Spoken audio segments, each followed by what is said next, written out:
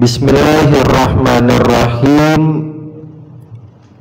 Wa idza masya ma'asyaikhi. Benar. Yang itu ya? Benar. Wa idza masya ma'asyaikhi falyakun amamahu bil laili.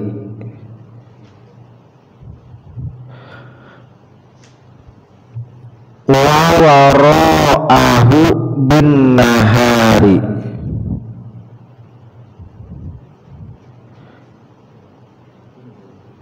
Illa ayak tadiwal amro khilafa dalika.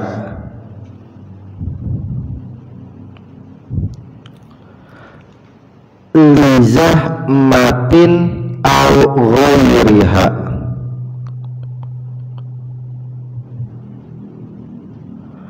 Wa yataqaddamu alaihi fil mawatinil majhulatil hali. Fil mawatinil majhulatil hali wa halin al khalbin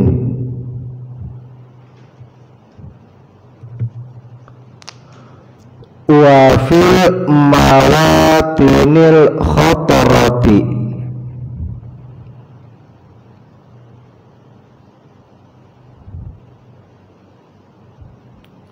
Wa yahtarizu min tarshishi siyabis syaikhi.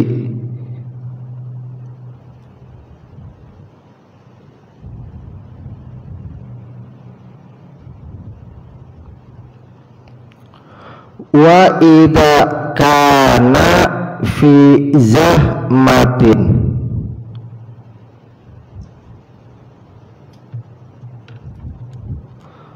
sa'nahu anha biyadihi.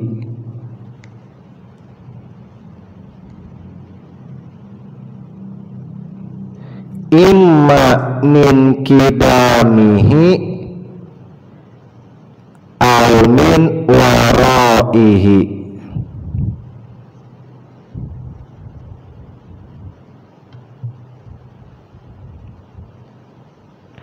Wa idza masya amamahu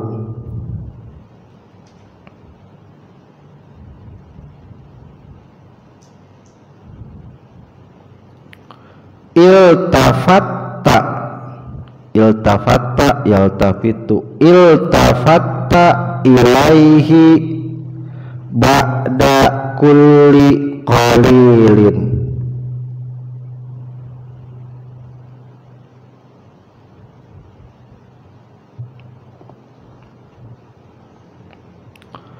Fa in kana wahdahu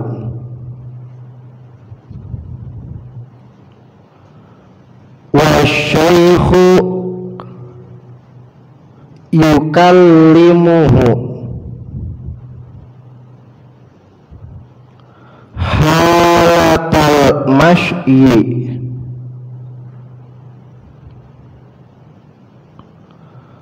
wa huma fi zillin falyakun an yaminihi wakila an yasarihi.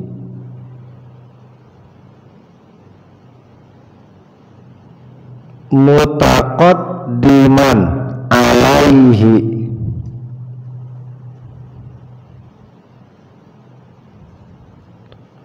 qalilan multafitan ilaihi.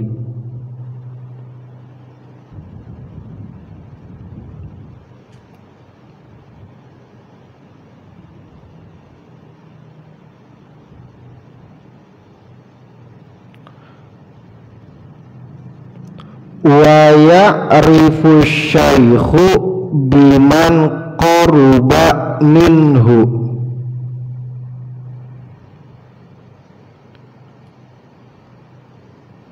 mimman qasadahu minal a'yani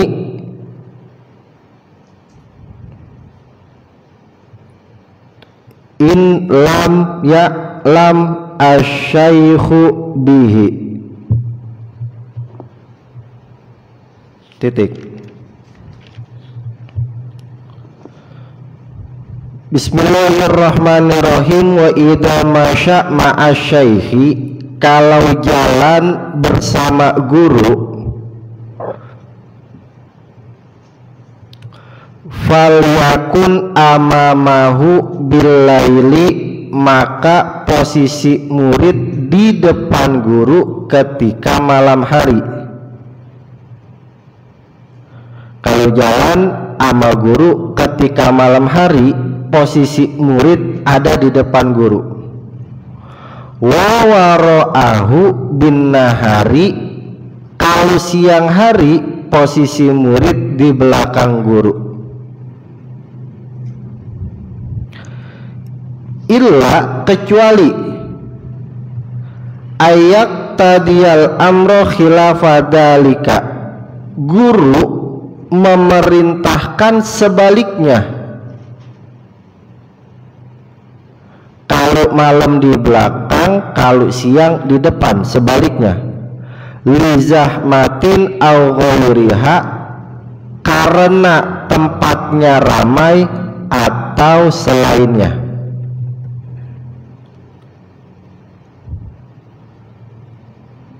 Di kalau posisi jalan sama guru nih malam, posisi kita di depan guru, awal di depan. Jadi kalau misalkan ada yang jalan berlobang, itu murid udah tahu duluan. Kalau ada sesuatu yang ngagetin, murid udah tahu duluan, karena di depan posisinya. Jangan malam guru suruh jalan di depan, ada sesuatu yang bahaya, guru yang kena, murid yang kabur. Nggak boleh kayak gitu, ya. Guru yang jatuh, murid yang ketawa, bagaimana ceritanya? Malam. Kalau siang kebalikannya, murid di belakang, guru di depan. Karena jalan tahu, kelihatan, keadaan kelihatan, rame sepinya, kiri kanannya udah tahu kelihatan. Tapi ada beberapa kondisi yang emang guru minta sebaliknya. Nah, kalau emang perintah guru, ya udah kalau malam saya jalan duluan dah di depan, kalau siang saya di belakang. Itu terserah kalau emang perintah guru seperti itu. Biasanya guru meminta hal yang seperti itu lizahmatin, karena emang tempatnya ramai sehingga guru merasa aman, merasa nyaman, enggak khawatir, enggak ketakutan.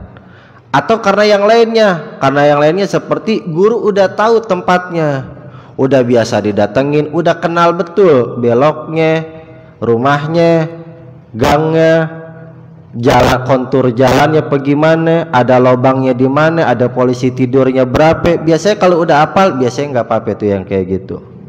Tapi kalau tempat yang belum pernah didatangi sama guru, nah malam kita di depan, siang kita di belakang. Usahakan jangan berjalan terlalu berdampingan dengan guru. Kita kalau misalkan baca hadis, bahasanya biasanya begini, wakana Abu Bakrin inda Rasulillah. Abu Bakar itu selalu di sisinya Rasul. Tapi di sisinya Rasul, kadang Abu Bakar enggak nempel sama Rasul jalannya, kadang. Contoh, ketika Rasulullah itu ditemani naik ke dalam gua, naik ke dalam gunung, itu kan di malam hari.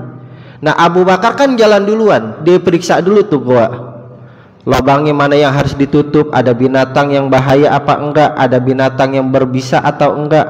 Sampai-sampai kan kisahnya Abu Bakar itu digigit.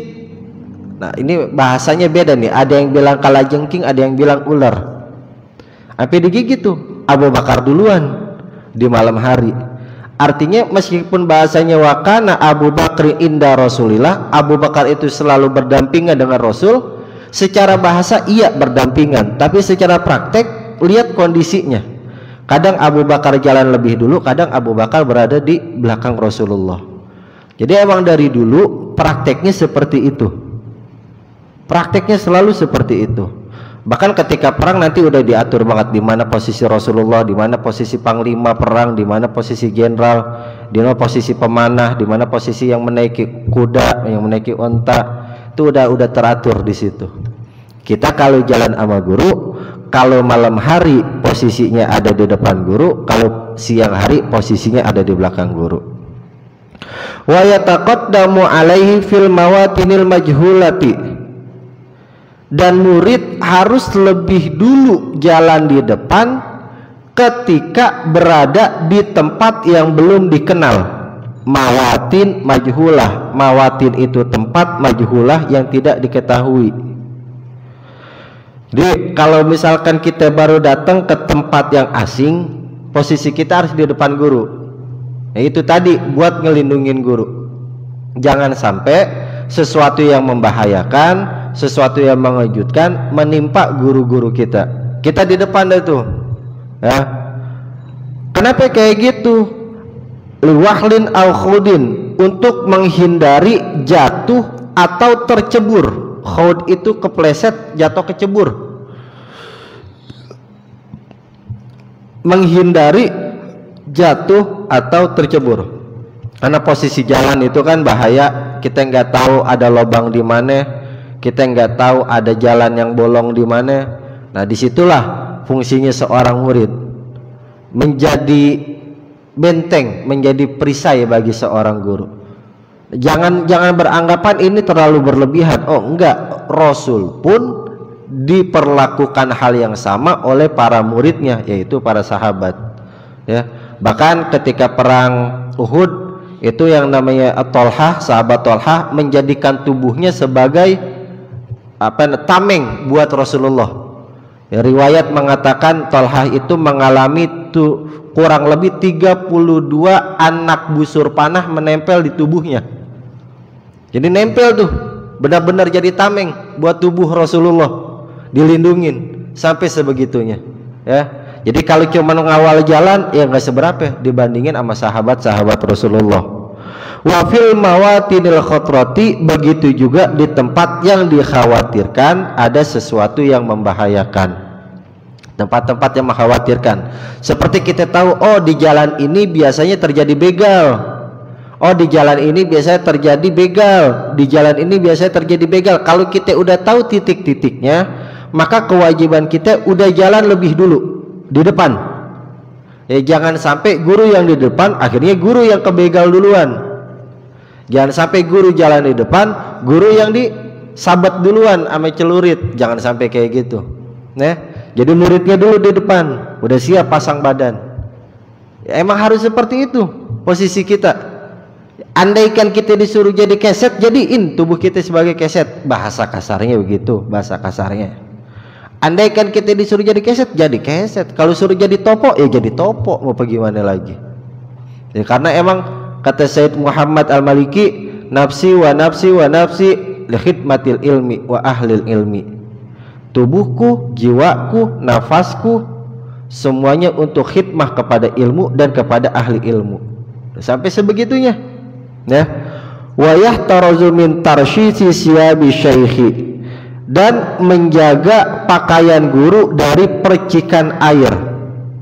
Sampai sebegitunya. Sampai percikan air nih kita jagain, ya, jangan sampai pakaian guru kita itu kena kotor sampai sebegitunya. Masya Allah, ya, nggak kebayang bagaimana dah tuh sampai segitunya. Kalau kita ngelihat kisah-kisah para ulama, terutama ulama-ulama salafus soleh, bagaimana khidmahnya kepada guru kan luar biasa.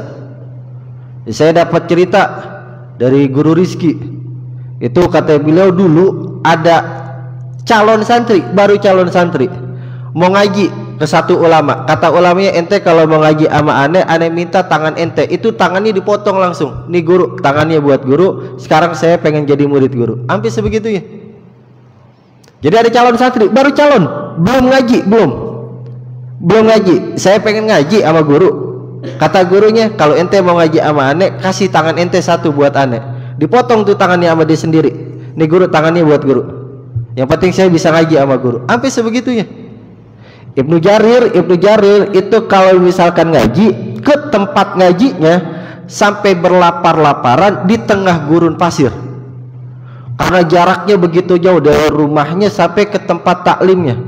Tengari bolong, biar kate lapar, biar kate panas, Ibnu Jarir tetap dilakuin. Ya, saking cintanya sama ilmu, saking hormatnya sama guru. Ya, kalau misalkan guru kepanasan, dia rela menjadi payungnya. Kalau guru kehujanan, dia rela jadi payungnya. Ulama-ulama salafus soleh emang perjuangannya seperti itu, ya. Itu kalau misalkan bicara seperti itu, saya ingat kalam Sayyid Muhammad Maliki juga nih. Al ilmu bit ta'alum wal barakah bil khidmah wal manfaah bil istiqomah. Jadi kalau cuma sekedar pengen dapat ilmu, ya belajar cukup belajar doang, nggak perlu pinter, nggak perlu apa ya. Kalau pengen dapat ilmu, belajar. Al ilmu bit ta'alum, dapat ilmu dengan belajar. Tapi wal barakah bil khidmah, kalau tuh ilmunya pengen berkah, khidmah sama guru. Baru berkah doang. Berkah bisa buat dirinya doang, belum tentu buat orang lain. Tapi wal manfaah bil istiqomah, kalau ilmunya pengen manfaat, istiqomah ta'alumnya, istiqomah khidmahnya. Jadi dapat ilmunya belum tentu dapat berkahnya. Kan banyak tuh orang pinter tapi ilmunya kagak berkah, banyak. Karena sebatas al ilmu bita'alum. Ada orang naik levelnya kedua nih, wal barokah bil khidmah, ilmunya berkah, bisa bikin kebaikan buat dirinya, bisa bikin kebaikan buat sekitarnya, ngasihin keberkahan. Meskipun kemanfaatannya belum menonjol, kemanfaatan keilmuannya belum menonjol, artinya belum bisa merubah sesuatu yang buruk benar-benar menjadi baik. Tapi wal manfaah bil istiqomah, ilmu yang manfaat itu istiqomah. Istiqomah khidmahnya, istiqomah belajarnya. Kalau ilmunya udah manfaat, itu keberkahan turun, kekeramatan turun, maunah turun, kebaikan turun, semuanya turun karena istiqomah. Ya. Jadi ada 3 tahapan, terserah kita mau yang mana. Kalau sekedar pengen belajar doang, apa bedanya kita sama orang lain? Apa bedanya kita? Ya cuma sekedar belajar, kagak berkah, kagak manfaat, sayang. Kalau kita ngaji kitab talim itu selalu bahasanya illa ilmun qalilun, wala yahsulu illa ilmun qalilun. Kebanyakan orang itu kagak mendapatkan apa-apa kecuali ilmu yang sedikit. Artinya ilmu yang sedikit ini kagak manfaat, dia kagak berkah ilmunya. Salah satu kemanfaatan ilmu, salah satu keberkahan ilmu bi khidmati ahli ilmi, khidmah kepada guru. Salah satu kuncinya. Sampai-sampai di sini Mbah Hasyim Asy'ari bilang jaga guru dari percikan air. Jangan sampai percikan air itu mengotori pakaian guru. Wa idza kana fi zahmatin sonahu anha biyadihi imma min kidamihi aw min waraihi. Kalau kita bersama guru dalam posisi yang ramai, maka jadikan tangan kita nih di depan guru atau di belakang guru. Artinya tetap jagain guru meskipun tempatnya ramai. Artinya nggak boleh lepas tuh ngejaga guru. Oh banyak orang yang dikenal, oh tempatnya udah kita tahu, udah biasa kita datengin, lepas aja guru. Nggak bisa kayak begitu. Tetap harus dijaga. Tetap harus menjaga guru meskipun posisi ramai. Serame-ramenya orang yang namanya bahaya tetap aja ada. Dulu kalau kita ngeliat tuh ya sempat lucu juga kasusnya almarhum almarhumah Syekh Ali Jabir yang tiba-tiba ditusuk tuh, kan rame, bagaimana kurang ramenya tuh di atas panggung, tiba-tiba orang datang langsung nusuk. Bagaimana ceritanya? Kagak dikawal, kagak dijaga. Makanya kita patut bersyukur kalau misalkan ada banser kiainya lagi ceramah dikawal, kalau ada FPI Habibnya lagi ceramah dikawal. Kita kudu bersyukur yang kayak begitu. Ya emang udah semestinya seperti itu. Meskipun di tempat yang ramai, tetap kudu dijaga. Kita patut bersyukur, kita patut berbangga punya kebiasaan yang seperti itu. Wa idza masya amamahu iltafatta ilaihi ba'da kulli qalilin. Kalau misalkan posisi kita jalan di depan kayak di malam hari di tempat yang ramai, itu noleh ngelihat ke guru ba'da kulli qalilin. Bentar-bentar ngelihat ke belakang, bentar-bentar lihat posisi guru gitu. Ba'da kulli qalilin, setiap waktu sedikit-dikit lihat posisi guru. Ini jalan di depan nggak tahu gurunya udah diculik, bagaimana ceritanya? Jalan nih, kita udah jalan duluan di depan. Ceritanya mau ngawal guru, pas nengok ke belakang gurunya udah nggak ada, kan bahaya kayak gitu, ya. Udah diculik, dikit-dikit tengok. Kalau posisi jalannya berdua doang, beda kalau rame-rame, ada yang di depan, ada yang di belakang. Fa in kana wahdahu wa syaikhu yukallimu halatal masyi wa huma fi zillin falyakun an yaminihi wa kila an yasarihi. Kalau emang lagi jalan berdua doang sama guru, yukallimuhu, kemudian si guru mengajak ngobrol halatal masyi ketika jalan bareng, wa huma fi zillin, dan keduanya dalam posisi yang gelap. Zil itu kan artinya teduh, gelap nih. Falyakun an yaminihi, maka posisi murid harusnya ada di sebelah kanan guru. Wakila, pendapat yang lain, an yasarihi, ada di sebelah kiri guru. Mutaqaddiman alaihi qalilan multafitan ilaihi, jalannya lebih dulu sedikit, multafitan ilaihi, sambil nengok ke guru, sambil ngeliatin guru. Jadi kalau kita jalan di kegelapan malam berdua sama guru ngajak ngobrol, nah posisi kita ada di sebelah kanan guru. Pendapat lain bilang ada di sebelah kiri guru, dan langkah kita satu langkah lebih di depan guru, sambil ngobrol sambil nengok, sambil ngobrol sambil nengok. Atau kalau mau di belakang seperti yang biasa kita praktekin nggak apa-apa, kan tadi katanya juga gitu, ayak tadial amru khilaf. Kalau misalkan guru bilang ya udah di belakang aneh aja dah, nggak apa-apa, tapi sambil awasin, sambil liatin kalau posisinya emang berdua doang. Dan kalau lagi boncengan, ya kita yang bawa motor, jangan kita yang dibonceng sama guru. Kan sekarang jarang tuh jalan, biasanya bawa motor kemana-mana. Nah posisi kita yang bawa motor, guru yang diboncengin. Sekalipun itu motor guru, kita izin, guru biar saya aja yang bawa, jangan canggung. Gurunya yang bawa motor, berkat di depan, kita di belakang udah santai aja diboncengin. Oh konyol banget kayak gitu, ya. Nggak boleh kayak gitu, nggak boleh. Taruh, posisiin, kita di depan, kita yang boncengin. Wa ya'rifu syaihu biman qaruba minhu mimman qasadahu minal a'yani illam ya'lam syaihu bih.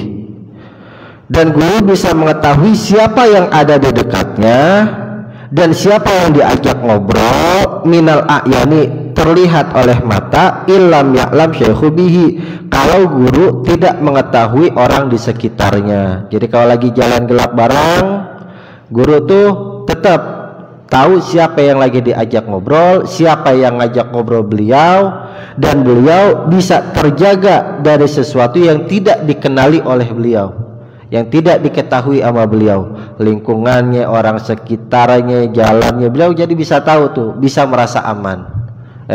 Jadi jaga guru dah, jaga baik-baik guru. Sampai jalan aja diatur sama Mbah Hasyim Asy'ari. Jadi masya Allah emang Hasyim Asy'ari itu kalau misalkan kita bicara akhlak nggak ada habisnya dah, nggak ada habisnya. Karena kalau kita ngedengar kisah-kisah beliau, bagaimana hormatnya beliau kepada guru-guru beliau, kepada Mbah Khalil Bangkalan, kepada gurunya yang di Mekah, kepada siapapun, saking hormatnya tuh Mbah Hasyim Asy'ari, ya. Jadi beliau bikin kayak begini bukan secara teori doang, tapi emang udah dipraktekin sama beliau. Mbah Hasyim Asy'ari itu, ya. Jadi ini bukan sekedar omong kosong. Mudah-mudahan kita kedapatan keberkahannya Mbah Hasyim Asy'ari, dan kita bisa istiqomah, bisa ngejalanin semua apa yang disampaikan oleh Mbah Hasyim Asy'ari. Ya, kita belakangan ini kemarin ketika saya ngelihat 1 abadnya NU, jadi di feed itu di feed Instagram banyak banget tentang ke-NU-an, terutama tentang Mbah Hasyim Asy'ari, Mbah Wahab Hasbullah, Mbah Bisri Samsuri. Itu kalau ngeliat kisah-kisah beliau, masya Allah ada keramat banget Mbah Hasyim Asy'ari ya. Jadi mudah-mudahan nih dengan wasilah kitab Adabul Alim wal Muta'alim kita kecipratan kekeramatannya beliau, kita kecipratan keberkahan beliau, kita kecipratan doa beliau, dan kita diakui sebagai santri-santri beliau. Kita diakui sebagai orang yang mengikuti menjalankan Ahlus Sunnah wal Jamaah sebagaimana yang sudah dibangun oleh beliau. Ya, wallahu a'lamu bishawab, ilaihi marju. Ya, ila hadratin Nabi Muhammad sallallahu alaihi wasallam wa ala alihi wa azwajihi wa auladihi wa dhurriyyatihi wa qarabatil kiram wa ila jamil arwahi minal muslimin wal muslimat wal mu'minina wal mu'minat khususan ibadikal fuqara ila rahmatik al marhum al maghfurlah